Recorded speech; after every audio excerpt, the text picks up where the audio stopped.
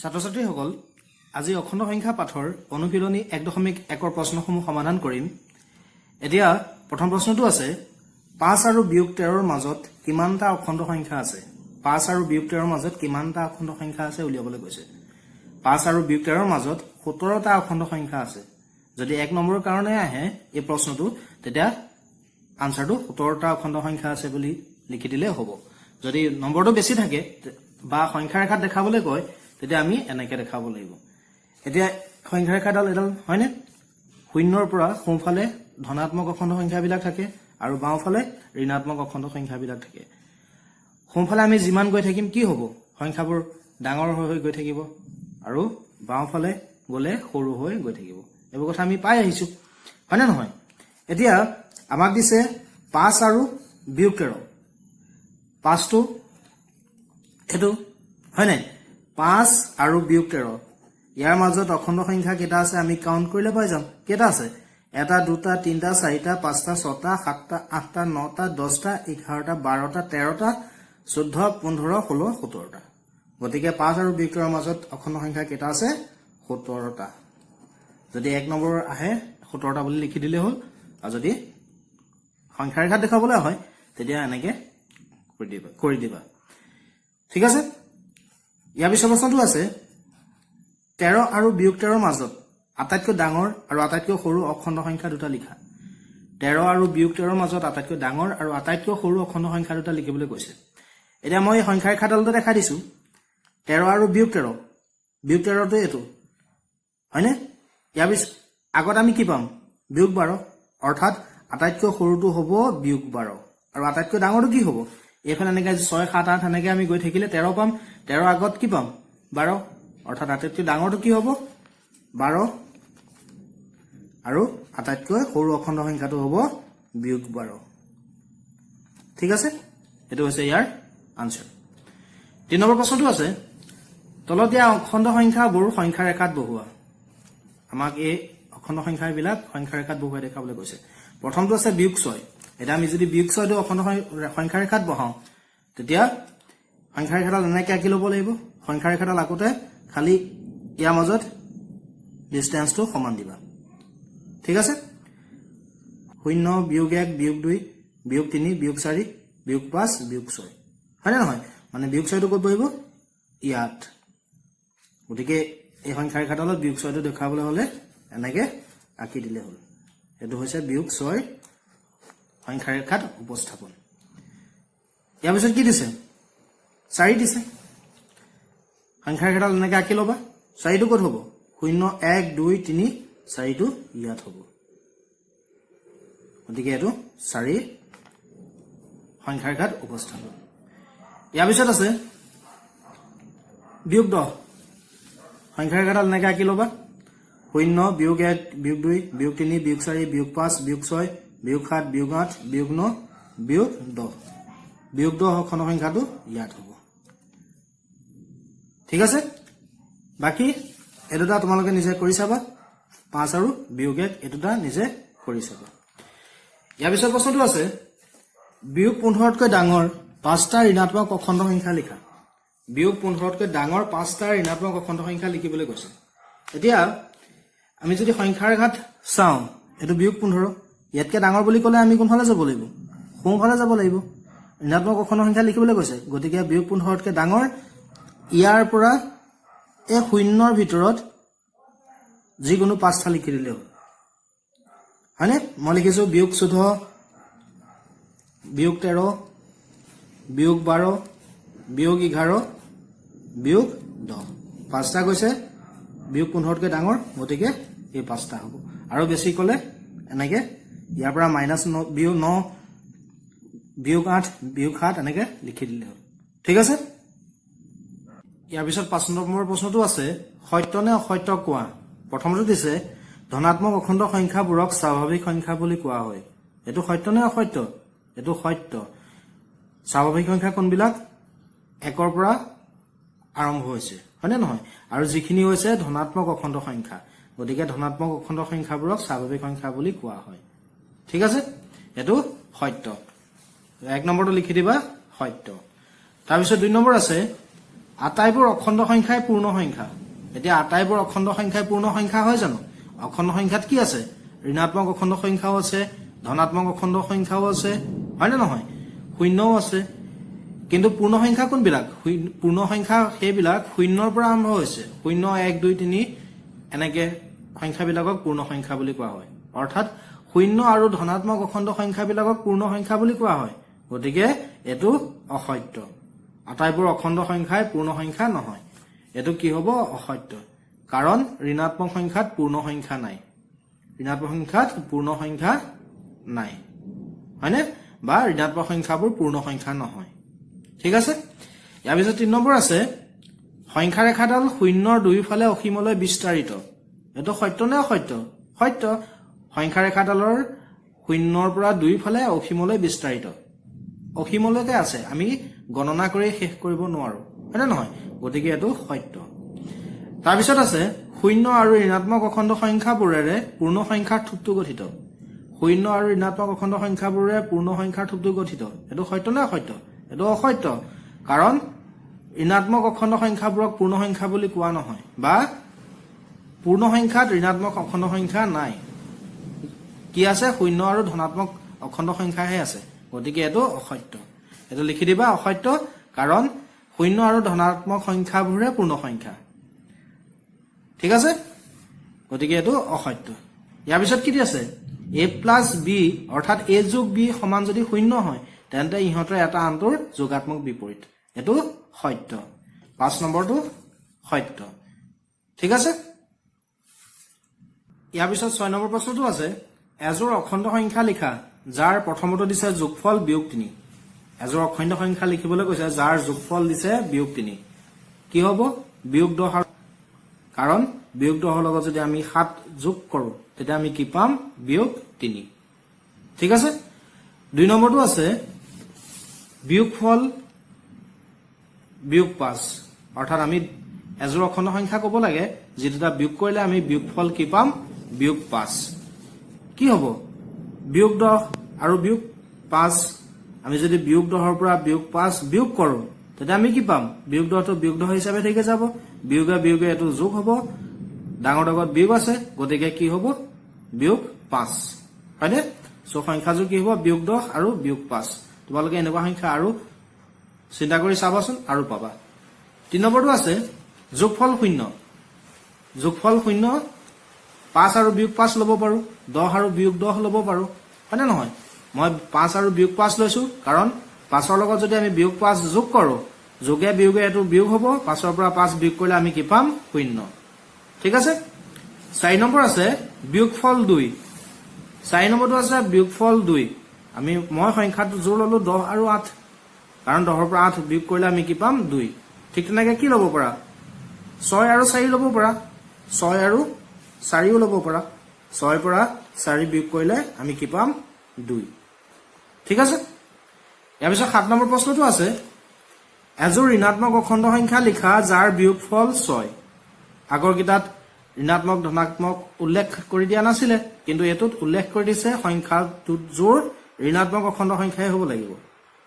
বা মানে সংখ্যা দুটা ঋণাত্মক অখণ্ড সংখ্যাই হ'ব লাগিব যাৰ বিয়োগফল আমি কি পাম 6 এতিয়া আমি যদি বিয়োগ 2 আৰু বিয়োগ 8 লওঁ তেতিয়া আমি কি পাম বিয়োগ 2 পৰা বিয়োগ 8 আমি যদি বিয়োগ কৰো তেতিয়া বিয়োগে বিয়োগে এটো যোগ হ'ব 8 ৰ পৰা 2 বিয়োগ কৰিলে আমি কি পাম 6 তেতিয়া সংখ্যাযোগ কি হ'ব বিয়োগ 2 আৰু বিয়োগ 8 আৰু কি হ'ব পাৰে যাৰ বিয়োগফল আমি 6 পাওঁ মই আৰু এটা দেখাই দিছো 4 আৰু বিয়োগ 10 কাৰণ আমি যদি বিয়োগ 4 পৰা বিয়োগ 10 বিয়োগ কৰো তেতিয়া আমি কি পাম বিয়োগ 4 বিয়োগে বিয়োগে এটো যোগ হ'ব 10 10 পৰা 4 বিয়োগ কৰিলে আমি কি পাম 6 এনেকুৱা সংখ্যা আৰু আছে তোমালোকে চিন্তা কৰি উলিয়াবা ঠিক আছে ইয়াৰ পিছৰ প্ৰশ্নটো আছে 8 নম্বৰ অখণ্ড সংখ্যা a আৰু b নিৰ্ণয় কৰা যাতে a + b ধনাত্মক a b a not equal to b মানে a আৰু b সমান নহয় আৰু a বিয়োগ b সমান 0 আমাক a আৰু b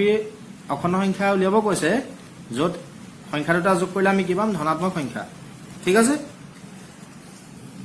মই ললো 6 আৰু 2 কাৰণ 6 লগত যদি আমি 2 যোগ কৰো তেতিয়া আমি কি পাম 8 যেটো হৈছে ধনাত্মক ঠিক আছে 2 নম্বৰটো দিছে a not equal to b মানে a আৰু b সমান নহয় মই ললো 3 আৰু 2 যত a মান 3 আৰু b মান 2 সমান নহয় a not equal to b হয় না নহয় 3 নম্বৰ আছে a বিয়োগ b অৰ্থাৎ a পৰা b বিয়োগ কৰিলে আমি কি পাম 0 মই 10 আৰু 10 ললো 10 পৰা 10 যদি আমি বিয়োগ কৰো 0 পাম ঠিক তেনেকৈ 5 আৰু 5 লব পৰা 5 আৰু 5 যত a ভ্যালু 5 অৰ্থাৎ a মানো 5 b মানো 5 হয় নহয় এতিয়া 5 ৰ পৰা আমি 5 বিয়োগ কৰিলে কি পাম 0 এনেকুৱা সংখ্যা আৰু আছে তোমালোকে চিন্তা কৰি উলিয়াবা ঠিক আছে ইয়াৰ পিছত 9 নম্বৰ প্ৰশ্নটো আছে বাকচৰ ভিতৰৰ খালি ঠাই পূৰ কৰা ইয়াৰ খালি ঠাই কিটা আমাক পূৰ কৰিবলৈ দিছে প্ৰথমতে কি আছে বিয়োগ 15 যোগ বিয়োগ 4 সমান বিয়োগ 4 যোগ ইয়াত কি হ'ব দুইটা সাইডে সমান হ'ব ললে কি হ'ব লাগিব ইয়াতো বিয়োগ 15 হ'ব লাগিব অৰ্থাৎ এখিনিত কি হ'ব বিয়োগ 15 এক নম্বৰ বাকচত কি হ'ব বিয়োগ 15 ঠিক আছে 2 নম্বৰত কি হ'ব খালি ঠাই বিয়োগ 7 যোগ 8 5 যোগ বিয়োগ 7 যোগ 8 ইয়াত 5 7 আৰু 8 আছে হয়নে ইয়াত 7 আছে 8 আছে কি নাই 5 তো নাই গতিকে ইয়াত কি হ'ব 5 হ'ব 2 নম্বৰত বা খালি ঠাইত কি হ'ব 5 3 নম্বৰটো চাওঁ বিয়োগ 23 যোগ খালি ঠাই বিয়োগ 23 সমান বিয়োগ 23 যোগ খালি ঠাই সমান হ'ব ললে কি হ'ব লাগিব ইয়াত আছে কি বিয়োগ 23 ইয়াত বিয়োগ 23 আছে খালি ঠাই ইয়াত কি হ'ব 0 আৰু ইয়াত কি হ'ব 0 তেতিয়াহে সমান হ'ব গতিকে ইয়াত খালি ঠাই দুইটাতে 0 হ'ব ঠিক আছে তাৰ পিছত আছে বিয়োগ 19 যোগ খালি বাকচ বিয়োগ 27 আমি ইয়াত কি দিলে সমান পাম আমি যদি এফালে বিয়োগ 8 দিও তেতিয়া দুইটা সাইডে সমান হ'ব তেতিয়া ইয়াত কি হ'ব বিয়োগ 8 হয় না নহয় তেতিয়া সমান হ'ব কেনেকে বিয়োগ 19 মই দেখাই দিছো যোগ বিয়োগ 8 আমি কি পাম বিয়োগ 19 যোগে বিয়োগে বিয়োগ হ'ব হয় না বিয়োগ 8 হ'ব এই দুটা যোগ কৰিলে আমি কি পাম 27 আৰু বিয়োগটো থাকি যাব সমান হ'ল না হ'ল গতিকে ইয়াত খালি বাকচত কি হ'ব বিয়োগ 8 5 নম্বৰটো চাওঁ x যোগ 12 সমান 0 হলে x মান উলিয়াব কৈছে এতিয়া 12 লগত আমি কি যোগ কৰিলে 0 পাম বিয়োগ 12 গতিকে ইয়াত বাকচত কি হ'ব বিয়োগ 12 ঠিক আছে ইয়াৰ পিছত 10 নম্বৰ প্ৰশ্ন আছে এজন মানুহে এই স্থানৰ পৰা 14 কিলোমিটাৰ পূবে গ'ল কিন্তু আন এজন মানুহ এই স্থানৰ পৰা 6 কিলোমিটাৰ পশ্চিমে গ'ল তেতিয়া তেওঁলোকৰ দূৰত্বৰ অন্তৰ কি হ'ব এতিয়া আমাৰ প্ৰশ্নটো কি দিছে এজন মানুহ এই স্থানৰ পৰা 14 কিলোমিটাৰ পূবে গ'ল এটো যদি আমি সংখ্যা ৰেখাৰ লগত তুলনা কৰো এই স্থানটো যদি আমি 0 বুলি ধৰো ঠিক আছে এই স্থানটো আমি কি বুলি ধৰিলো 0 হয়নে ইয়াৰ পৰা 14 কিলোমিটাৰ পূবে গ'ল অৰ্থাৎ ধনাত্মক অখণ্ড সংখ্যাৰ দিশত গ'ল হয়নে নহয় গতিকে এটো কি হ'ব ধনাত্মক অখণ্ড সংখ্যা হয়নে আকৌ আনজন মানুহ এই স্থানৰ পৰা 6 কিলোমিটাৰ পশ্চিমে গ'ল ইয়াৰ উল্টা অৰ্থাৎ ঋণাত্মক অখণ্ড সংখ্যাৰে বুজোৱা হ'ব হয়নে নহয় এটো পূব এটো সাইডে আৰু এটো সাইডে পশ্চিম গতিকে এই স্থানৰ পৰা পূবলৈ 14 কিলোমিটাৰ গ'লে কি হ'ব যোগ 14 হয়নে আৰু পশ্চিমলৈ 6 কিলোমিটাৰ গ'লে কি হ'ব বিয়োগ 6 এটা আমি পাৰ্থক্য বা অন্তৰ কেনেকৈ পাম এটাৰ পৰা আনটো বিয়োগ কৰিলে গতিকে আমি 14 ৰ পৰা 6 বিয়োগ কৰিছো হয়নে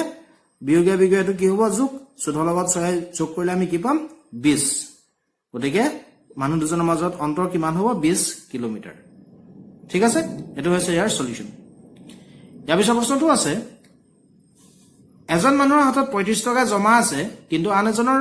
40 টকা ধাৰ আছে প্ৰথমজন মানুহ দ্বিতীয়জন মানুহতকৈ কিমান চহকী এতিয়া কিন্তু এটা কথা মনত ৰাখিবা জমা হলে ধনাত্মক অখণ্ড সংখ্যাৰে বুজোৱা হ'ব আৰু ধাৰ হলে ঋণাত্মক অখণ্ড সংখ্যাৰে ঠিক আছে এতিয়া 35 টকা জমা আছে অৰ্থাৎ কি হ'ব যোগ 35 আৰু 40 টকা ধাৰ আছে অৰ্থাৎ কি হ'ব বিয়োগ 40 আমাক কি উলিয়াব গৈছে প্ৰথমজন মানুহ দ্বিতীয়জন মানুহতকৈ কিমান চহকী গতিকে আমি মানুহ দুজনৰ মাজত টকাৰ পাৰ্থক্যটো উলিয়াব লাগিব আৰু পাৰ্থক্যটো কেতিয়া পাম যেতিয়া এটাৰ পৰা আনটো বিয়োগ কৰিম গতিকে 35 বা 40 আমি বিয়োগ কৰিম পাৰ্থক্যটো কেনেকৈ পাম 35 বিয়োগ 40 হয় না ইয়াতো ঠিক তেনেকৈ বিয়োগে বিয়োগে যোগ হ'ব 35 ৰ লগত 40 যোগ কৰিলে আমি কি পাম 75 এটা আমি কি পালো দুইজনৰ মাজত টকাৰ পাৰ্থক্য কিমান 75 টকা অৰ্থাৎ প্ৰথমজন মানুহ দ্বিতীয়জনতকৈ কিমান টকাৰ চহকী 75 টকাৰ চহকী এটো হৈছে ইয়াৰ সমাধান ঠিক আছে ইয়াৰ পিছত 12 নম্বৰ প্ৰশ্নটো আছে কোনো এটা মঙ্গলবাৰে 5 বজাত গুৱাহাটীৰ তাপমাত্ৰা আছিল 25 ডিগ্ৰী সেলসিয়াস কিন্তু বিয়লি 2 বজাত তাপমাত্ৰা 8 ডিগ্ৰী সেলসিয়াস বাঢ়িল আৰু ৰাতি 10 বজাত 3 ডিগ্ৰী সেলসিয়াস কমি তাপমাত্ৰা কমিল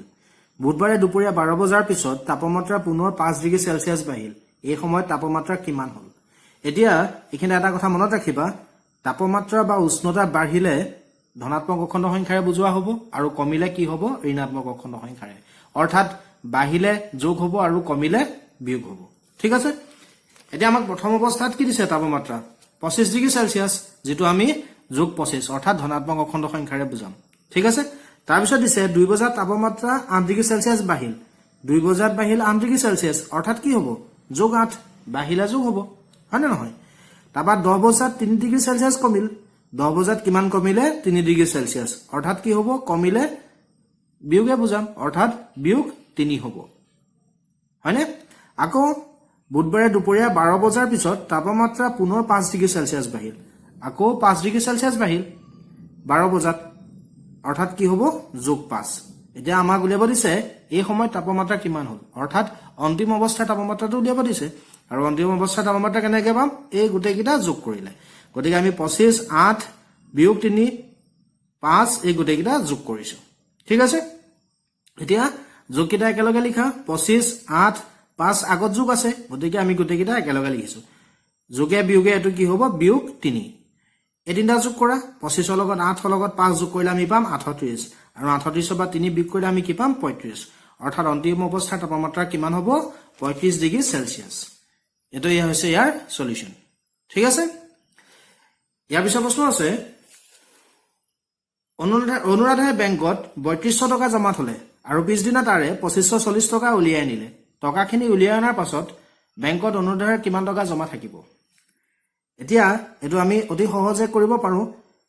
কিমান টকা জমা থাকিব 3200 টকা জমা আছিল তাৰে 2540 টকা উলিয়াই আনিলে 3200 ৰ পৰা 2540 টকা আমি যদি ডাইৰেক্ট বিয়োগ কৰি দিও 660 পাম অৰ্থাৎ 660 টকা জমা থাকিব হয় না নহয় কিন্তু আমি অখণ্ড সংখ্যাৰে যদি কৰি দেখো তেতিয়া কি হ'ব এটা কথা মনত ৰাখিবা জমা হলে যোগ হ'ব আৰু উলিয়াই নিলে কি হ'ব বিয়োগ এতিয়া প্ৰথম অৱস্থাত 3200 টকা জমা আছিল হয় না নহয় গতিকে 3200 টকা জমা অৰ্থাৎ কি হ'ব যোগ 3200 তাৰে 2540 টকা উলিয়াই আনিলে অৰ্থাৎ কি হ'ব বিয়োগ 2540 কিমান টকা জমা থাকিব এই দুইটা যোগ কৰিব লাগিব তেতিয়া আমি 3200 লগত বিয়োগ 2540 যোগ কৰিছো যোগে বিয়োগে এটো কি হ'ব বিয়োগ 3200 বা 2540 বিয়োগ কৰিলে আমি কি পাম 660 টকা হয় এটো হৈছে ইয়াৰ সমাধান ঠিক আছে ইয়াৰ পিছত 14 নম্বৰ প্ৰশ্ন আছে দুটা সংখ্যাৰ যোগফল বিয়োগ 5 যদি এটা সংখ্যা 18 হয় আনটো সংখ্যা কিমান হ'ব এটা আমাক দুটা সংখ্যাৰ যোগফল বিয়োগ 5 দিছে এটা সংখ্যা 18 হলে আনটো সংখ্যা উলিয়াবলৈ কৈছে ঠিক আছে মই এটা উদাহৰণ ললো দুটা সংখ্যাৰ যোগফল 5 ঠিক আছে দুটা সংখ্যাৰ যোগফল মই ললো 5 তাৰে এটা সংখ্যা 3 আনটো সংখ্যা কেনেকৈ পাম 5 ৰ পৰা 3 বিয়োগ কৰিলে আনটো সংখ্যা পাম অৰ্থাৎ যোগফলৰ পৰা এটা সংখ্যা বিয়োগ কৰিলে আমি কি পাম আনটো সংখ্যা হয় না নহয় যেটো পাম আমি 2 গতিকে ইয়াত আমি কি ফৰ্মুলা ইউজ কৰিব পাৰিম ইয়াৰ পৰা আনটো সংখ্যা সমান যোগফল বিয়োগ এটা সংখ্যা যোগফল কিমান দিয়া আছে বিয়োগ 5 এটা সংখ্যা কিমান 18 হয় না দুইটা আগত বিয়োগ আছে যোগ হ'ব বিয়োগটো থাকি যাব 5 এ 18 কিমান 23 আৰু বিয়োগটো থাকি যাব গতিকে আমি আনটো সংখ্যা কি পাম বিয়োগ 23 ঠিক আছে সো এটো তলত লিখি দিবা আনটো সংখ্যা বিয়োগ 23 ইয়াৰ পিছত প্ৰশ্নটো আছে 15 নম্বৰটো বিয়োগ 23 ৰ লগত কি যোগ কৰিলে 0 হ'ব যোগফল বিয়োগ 23 ৰ লগত কি যোগ কৰিলে যোগফল 0 হ'ব অৰ্থাৎ শূন্য হ'ব কি যোগ কৰিলে 23 যোগ কৰিলে কাৰণ বিয়োগ 23 যোগ 23 কিমান আমি পাম শূন্য ঠিক আছে ইয়াৰ পিছত 16 নম্বৰ প্ৰশ্নটো আছে দুটা অখণ্ড সংখ্যাৰ যোগফল বিয়োগ 48 তাৰে এটা বিয়োগ 20 হলে আনটো কিমান হ'ব এটো আমি এটো ফৰ্মুলা ইউজ কৰি উলিয়াব পাৰিম মই কৰি দেখাইছো আনটো সংখ্যা কেনেকৈ পাম যোগফলৰ পৰা দিয়া সংখ্যাটো বিয়োগ কৰিলে ঠিক আছে যোগফল কিমান দিয়া আছে বিয়োগ 48 সো যোগফলৰ জেগাত বিয়োগ 48 বহাইছো আৰু আনটো সংখ্যা কিমান দিয়া আছে এটা সংখ্যা দিয়া আছে 20 অৰ্থাৎ বিয়োগ 20 আনটো উলিয়াবলৈ কৈছে গতিকে এটা সংখ্যা বিয়োগ 20 টো বহাই দিছো এতিয়া বিয়োগে বিয়োগে এটো যোগ হ'ব 48 টো ডাঙৰ আগত বিয়োগ আছে গতিকে ইয়াৰ পৰা এটো মাইন বিয়োগ হ'ব কি পাম 28 আৰু বিয়োগটো থাকি যাব গতিকে আনটো সংখ্যা কি হ'ব বিয়োগ 28 চতলত লিখি দিবা আনটো সংখ্যা বিয়োগ 28 এটো হৈছে ইয়াৰ সমাধান ঠিক আছে ইয়াৰ পিছত 17 নম্বৰ প্ৰশ্নটো আছে সংখ্যা ৰেখা ব্যৱহাৰ কৰি মান নিৰ্ণয় কৰা